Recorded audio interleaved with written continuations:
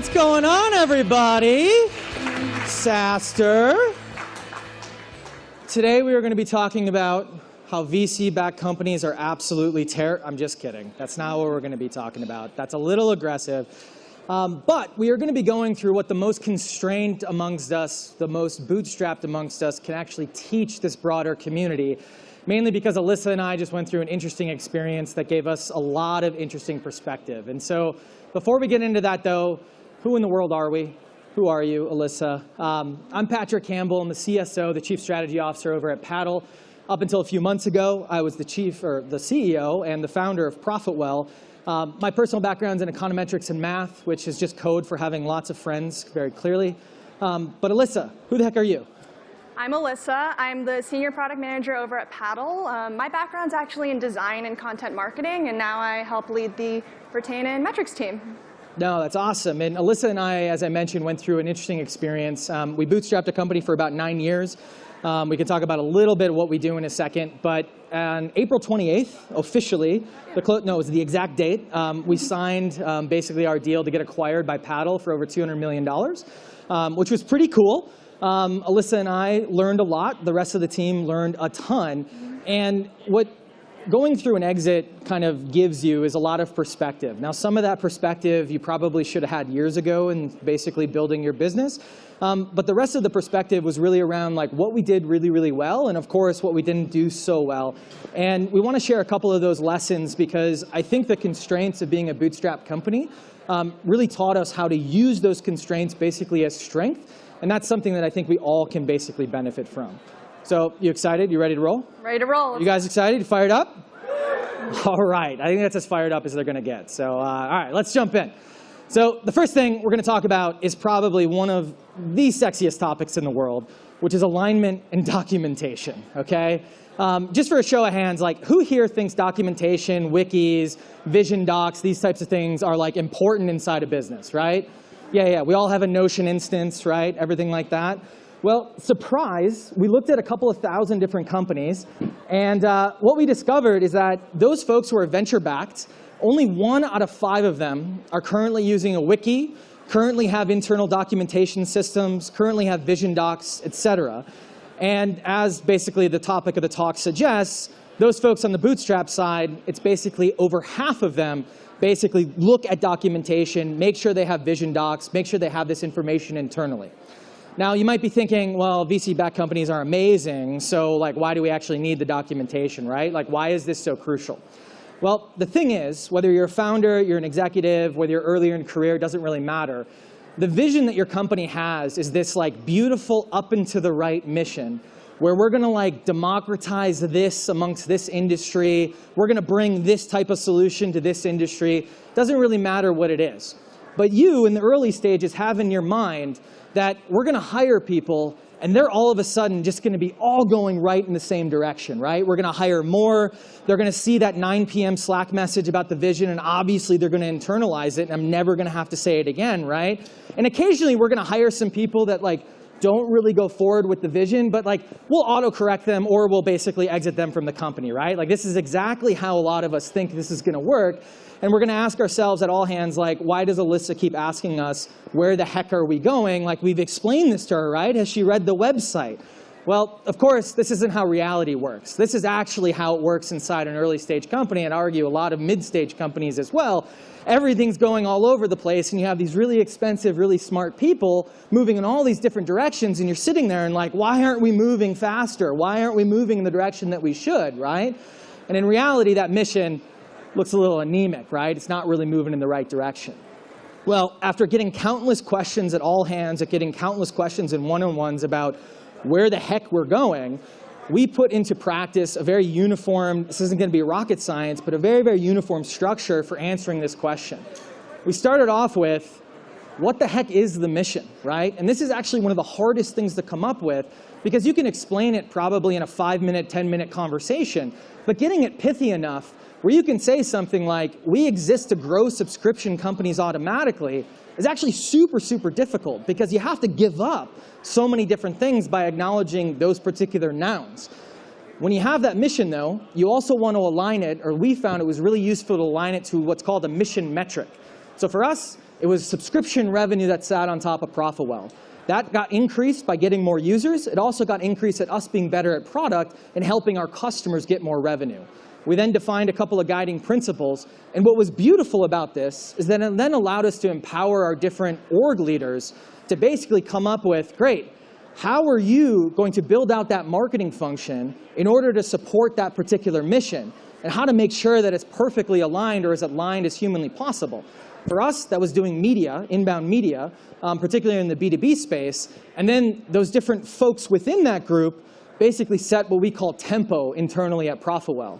And all of a sudden, we have these conversations where if you're on the marketing team, I can go, hey, what are we doing? Why are we doing it? And how does it fit into the overall greater mission? Now, this looks really, really pretty. And yes, there's lots of different docs. And it didn't always perfectly align as you might look at it on a page like this. But just having some of this and each particular organization building this out in their own particular format allowed us to align as much as possible and move somewhat in the same direction, which with a lot of hiring is basically what you can expect. What do you think? That's pretty good. Yeah. Yeah? Helpful insights there. That's the most validation I've ever received from Allissa. I think it's because you're all watching. But all right, Allissa, you tell us a little bit about retention, all right? All right. Thanks, Patrick. All right, let's dive into some of the specifics around what are the key SaaS growth levers that we as an industry can better optimize for, right? Starting with retention. So in SaaS, retention, driven by things like recurring revenue, cross-sells, upsells, that's really where you're going to be making the majority of your revenue over time. Now, what we found is that bootstrap companies actually tend to be meaningfully stronger at this particular growth lever than their VC-backed counterparts. And that's true across the board. It's a good right? one to take a picture of, just interjecting there. Yeah. So that's true across the board from companies that are doing less than 100K in monthly recurring revenue, all the way to companies that are doing multi-millions in MRR. Why is that? I don't know. Tell us. Well, here's the thing. In our industry, there seems to be this sort of misconception that retention is driven purely by value. So if my product is super valuable and if people find my tools and my services to be really useful, then retention should pretty much take care of itself, right? Sort of, but not quite. And I'm not saying that's wrong. I'm just saying that you're missing out on a pretty important part of the bigger picture. There we go. You might have seen this spectrum in some variation before in the past, but essentially all of your customers fall towards one end of it, right? So either you have your advocates who are really in love with your product, they're writing you excellent reviews, they're giving you case studies, or you have your critics. And these are people that, they're long gone, they're writing you bad reviews, they're tweeting about how much they hate you on Twitter. And then in the middle here, we have what's called the point of cancellation. Now, typically when we're thinking and talking about retention, we tend to place a lot of emphasis on the strategic retention piece. So that's figuring out how do I drive up the volume of advocates and promoters that I have, and how do I decrease the volume of detractors and critics that I have. Now, that makes sense, right? Because typically product is the organization in most companies that own retention. And what product's job is to do is really focus on who your ideal customer is and how do I, as efficiently as possible, bring them as much value as possible. Now, the issue here with focusing so much on strategic retention is that you're really overlooking that tactical retention zone in the middle. So that's all the little nudges that you can put into place so that people that are, maybe thinking about leaving, you can nudge them to maybe stick around, or people who maybe recently decided to cancel, nudging them to kind of come back.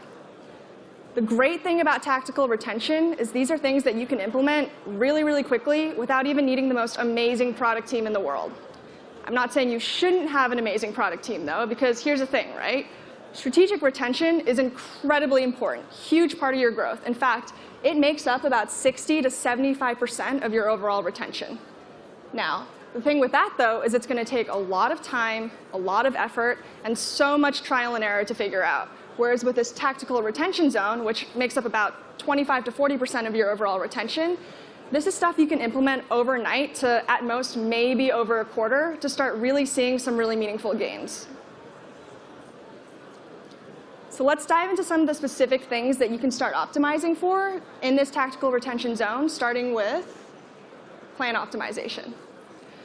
Probably doesn't come to a surprise or as a surprise to many of us that longer-term plans will drive higher lifetime value. In fact, in SaaS, we found that quarterly and annual plans will bring about up to 100 to 300% higher LTV than monthly plans. So think about that for a second, right? That's a huge difference. And given that, we as an industry, as businesses, as operators, we should really be putting a lot more effort into driving our customers from those shorter-term monthly plans onto these longer-term, quarterly, semi-annual, annual plans. But the key here is you really need to be doing that past the point of sign-up.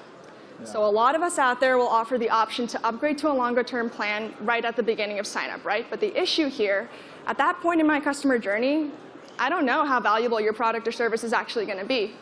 I don't know if I'm actually even going to like you in 2 to 3 months. And so I will be far less likely to be willing to give you that longer-term commitment and then pay that higher upfront cost. What we found works particularly well is after your user has been subscribed for about 2 to maybe 10 months, that's a really great time to then reach out, send them an email and say, hi, I like you, you like me. What if I gave you a discount, gave you a deal to upgrade onto a longer-term plan? Now, all of a sudden, what you'll notice is that you'll see a pretty meaningful uptick in that conversion rate from people going from monthly, those shorter-term monthly plans, onto those longer-term quarterly or annual plans. And the reason for that is because I've already experienced the value for a couple of months, right? I already had a chance to really evaluate if I'm even going to be using you for 10, 12 months down the line. And I'm going to be far more likely to accept this offer and give you that longer-term commitment because there's a discount baked into it. Really quick point on discounts, too. For this offer in particular, we found that positioning things as whole numbers, so saying like $10 off or 3 months free, that's going to land a lot better than using percentages like 30% off for 3 months, for instance. Another thing here, and you're actually looking at screenshots from our retained product. So we have a feature that we've built specifically for this plan optimization functionality. And as a product team, we really agonized on having as frictionless of an experience as possible. So you'll see it's 2 steps, right? They accept an offer from the email. All they have to do is then confirm, and then automatically they're upgraded onto that longer-term plan. It's really important here to create as frictionless of an experience as possible, and the last thing you want to do is force your users to have to navigate to a billing page and figure out how to reconfigure their plans themselves, because even just that bit of added friction is really going to meaningfully hurt that upgrade rate. All right, let's talk about cancellations and cancellation flows. Really, the key to having a really strong and effective offboarding experience is optimizing for 2 things. First, of course, we really want actionable insights around why people are leaving. But maybe more importantly, we really want to find out how we can optimize those salvage offers and those salvage opportunities. As soon as someone clicks on a cancellation button, you have a really, really short window of time, like only 18 to 30 seconds, before people start to get really, really aggravated. So in this sort of sweet spot, you need to figure out the balance between having absolutely no friction at all, so as soon as someone even breathes on the cancel button, you let them go and they're gone forever, to having way too much friction. Like, please never make your users hop on a phone and talk to someone on your support team to even begin the cancellation process. What we recommend is finding a balance somewhere in between and adding enough friction to learn, but making sure that everyone gets a curated offboarding experience as quickly as possible. So we opened up our cancellation flow with a 2-part survey. The first thing, really simple, right? Just a question, why are you canceling? It's really important to keep this as short and sweet as possible. So don't make your users write a whole essay. Stick with multiple choice. Make each response option as specific to itself as possible. And then the user gets to pick one. Now, the second part to this, and this is where things get really exciting, is essentially asking people a satisfaction insight. Asking them, was there anything about my product or platform that you actually found to be useful or helpful? Now, this is really, really important for a number of reasons, right? First, you're going to learn a lot. You're going to find out why people are leaving, but also what they care about and what they found to be really, really helpful. And this is going to be really, really rich data and insights for your product team to then take away and do better strategic retention. Now, the second part to this is you're playing off this sort of psychological phenomenon called the nostalgia effect. Up until this point in the cancellation process, right, until the second question, Customer's been on a freight train to cancel, super, super negative, and then all of a sudden you surface this positive question. It's going to give them a reason to pause. It's going to give them a reason to really evaluate, do I really want to cancel right now? What was actually helpful? What was actually useful? And then you'll get these really interesting combination of insights that'll make it a lot easier to then position and effect a salvage offer on the next screen. Let's say they come back and tell you that they thought the onboarding was a little bit confusing, but they think you have really, really valuable and useful features. That's great. Because at this point, you could offer a discount, right? A salvage offer discount, give them a little more time on the plan for a lot less money, buy them more time to learn the platform, and then buy your support team more time to re-educate and re-nurture them.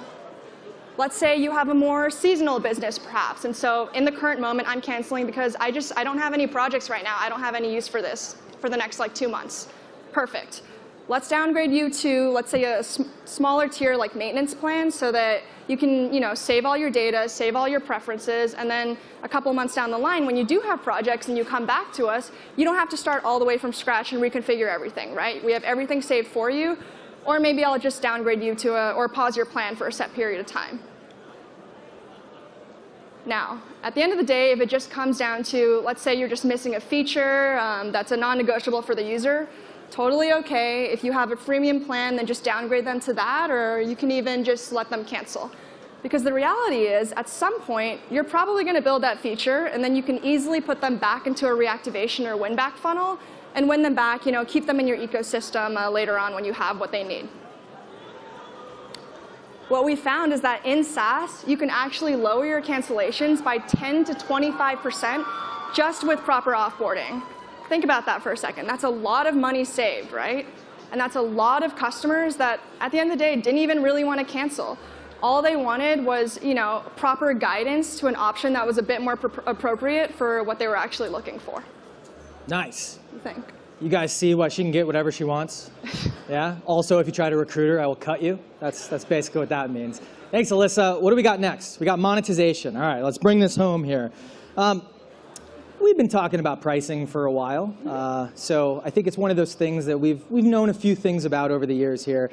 But monetization and pricing in particular, it's one of those topics within a business that it sits at the intersection of both really, really important, but extremely uncomfortable. And if I gave you any other problem within your business, no matter if you had expertise or not, you would go off and you go after it. But as soon as I give all of these smart people, and there's a lot of smart people in here, there's a few not so smart ones, but I'm not going to point out who those individuals are. And I give you pricing, all of a sudden you sit there and you're like, I don't know, let's do it next quarter, right? Just as a show of hands here, or shout it out a little bit, how often do you think a SaaS company updates anything about their pricing? Packaging, discounting strategy, add-ons, the number, any guesses? 3 years, someone's been looking at the blog, that's really cool. Anyone else? All right, you already got the answer there. Well, let's split it out. VC-backed companies, once every 2.8 years. So basically, those VC-backed folks, they're not looking at pricing once but every 3 years or so. Bootstrap companies, surprisingly, who are a little more skittish, or at least that's what you think they are, about 1.5 years. That's how often they're updating something about their pricing. The thing you have to realize, though, when it comes to monetization is that just like any other metric within your business, the more you focus on it, the more you do something with it, typically the metric that you're trying to basically do something to will eventually go up. Got some data here you're looking at. When we're looking at ARPU or ACV growth, basically revenue per customer growth, based on how often they actually change something about their pricing. Again, not necessarily the number, but packaging, add-ons, discount strategy, et cetera. These are folks that are basically changing pricing every single quarter. These are folks that are changing prices once every 3 years. The colors I've just noticed are reversed. I promise you the data is right. Just the labels are reversed, I promise you. But the basic idea is the more often you change something, more often you look at a lever, the better off that lever is going to win. So how do we get some quick wins here? Well, the first one, this is one I like to talk about at SaaStr in particular, mainly because we do have a good international crowd, especially post the fun adventure we've had over the past couple of years here. But the big thing is that price localization basically involves making sure that your pricing is different for each region, not only just country, but actually each region that you're selling into. And the biggest reason for this is that your customers, no matter if you're a B2B product, consumer product, anything in between, basically have different willingnesses to pay because the regions that they're in have different density, not only of your brand, but competitors and everything else. give you some data here. You're basically looking at if we were to price a product relative to the United States, this is about 1.5 million different data points.